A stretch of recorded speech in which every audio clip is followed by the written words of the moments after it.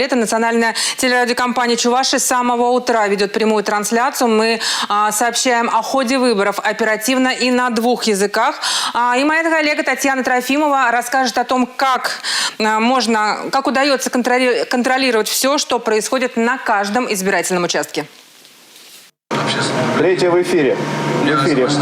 Километры проводов, десятки камер и мониторов. Выездная студия национального телевидения 3 дня в прямом эфире будет показывать и рассказывать все, что происходит в центре общественного наблюдения. Здесь на видеостене из 8 мониторов в режиме онлайн отображается картина из 350 участков, даже в самых отдаленных районах и деревнях. Еще 758 участков тоже под контролем, но в режиме записи. В центре работают десятки наблюдателей, представителей политических партий и журналистов. Непосредственно на избирательных участках находится больше 2000 наблюдателей. Руководит штабом общественного наблюдения Чувашии журналист Александр Белов. Мониторинг здесь по всем фронтам: соцсети, официальные аккаунты.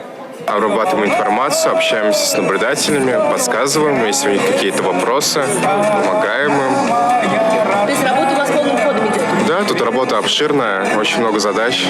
Так, потихонечку справляемся. У вас сегодня как экзамен, наверное, своеобразный? Ну, тут первый день самый сложный, наверное. Все же я считаю, что у меня, как у блогера, есть определенная миссия показывать людям, как нужно делать.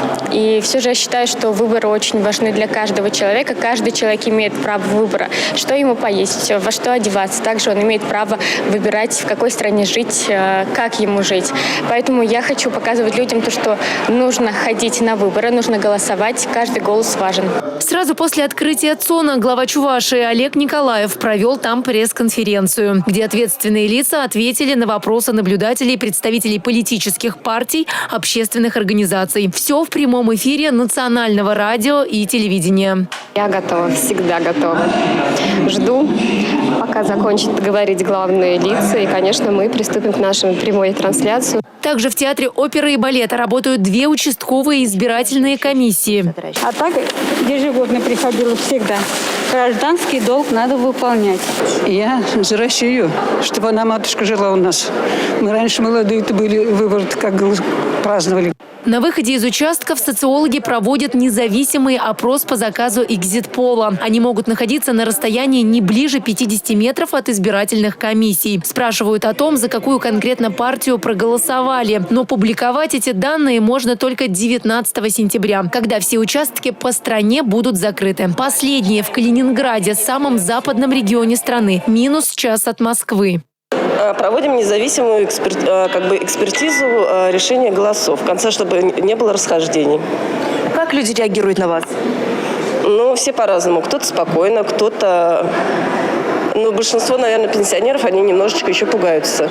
Как правило, результаты экзит-пола отличаются от итогов выборов на пару процентов. Это одна из форм контроля за честностью выборов. Все наши сотрудники имеют на груди такой бейдж. Они спрашивают, за какую партию, за какого кандидата вы проголосовали. У меня большая просьба ко всем избирателям Чувашской Республики максимально честно ответить на вопросы наших сотрудников. Опрос анонимный.